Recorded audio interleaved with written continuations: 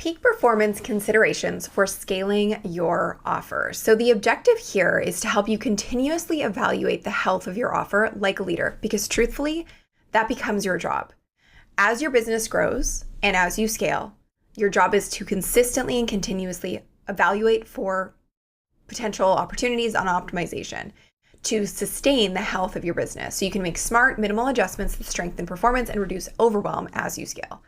So why this lesson exists? By now, you've built and refined an offer that works. Clients are getting results, the systems are in place, you've done the heavy lifting. But leadership at this stage is not about doing more. If you've heard me say that 9 million times already, I know it might be getting a bit much, but I have to say it because I don't want you to fall into the trap of thinking that growing a business means more chaos. It actually means constantly working very hard to create things that are much more simple.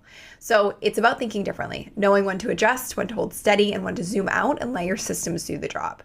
So think of this as your offer leadership guidebook, a light, high-level checklist to help you keep your offer performing at its best without overcomplicating it. So you'll use this lesson whenever you want to check in on your offer's performance or before you use the offer optimizer, which we'll talk about in the next lesson for a check-in diagnostic. So let's talk about the shift from founder to offer leader. When you were building your offer, your role was creator. When you were validating it, your role was refiner. Now as a leader, your role is steward. So your job is to monitor the system, not manage every detail inside of it. Scaling is not about adding more, it's about protecting what already works. So a scalable offer delivers consistent, predictable transformations, clear onboarding and client milestones, a steady stream of success stories and data, and minimal day-to-day dependence on you. So how do you use this lesson? Use these questions below as a quarterly self-audit or whenever your Basecamp GPS points you back to the offer pillar. They're designed to keep you clear, calm, and strategic, not to send you down a rabbit hole of rework, okay? These are strategically built based on so many years of experience to keep you on track and to just make you consider where maybe there's some opportunities for optimization. So let's talk about client results first. Are your client outcomes consistent across different types of clients? Do success stories clearly tie back to your transformation promise? Are results improving or plateauing over time? If you see inconsistency, look for bottlenecks in clarity, sequence, or support, not for reasons to rebuild. And of course, you have an entire module here built for you to support in optimizing these pieces.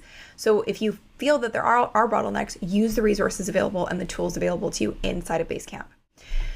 Delivery and experience. Are there modules or lessons that generate recurring questions? Where do clients feel momentum and where do they stall? Is onboarding creating excitement and early progress? If support feels heavy, your next focus might be to simplify, not expand your materials or flow, okay? 4, systems and support. Could someone else deliver or manage this program with minimal training?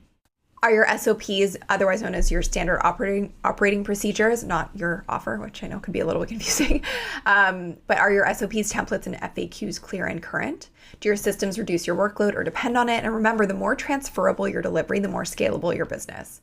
Let's talk about leadership alignment. Does this offer still reflect the kind of leader you're becoming? Do you feel energized when you talk about it or slightly disconnected? And are your updates driven by client data or internal pressure? If your energy has shifted, it might be time to refresh languaging or positioning, not the entire curriculum. So let's talk about leading without overwhelm. Leaders don't fix what isn't broken. They protect the integrity of what works, make small intentional improvements when data or intuition suggests it's time. So here's the mental framework to guide you so that you don't drown yourself in overthinking and analysis paralysis. So the signal could be repeated client confusion. Your role, system steward. Add a quick start video or an FAQ video at the beginning or somewhere in your portal to ensure that you can consistently address those questions in the same way and that you could actually hand it off to somebody else to address it without your involvement. Uneven results. You're the refiner. So revisit lesson sequence for clarity. Maybe there's need for an adjustment in lesson order or what is inside of each of the lessons, or maybe there's too many lessons. Rising workload, that means you're the delegator. Document or delegate supporting tasks. Even if you don't have somebody to send these off to or hand these off to right now, it's so important to at least document them so that when you are ready and you have the ability to offload it, you have the systems in place to do so, and that person can be off and running and successful in the role without much of your guidance.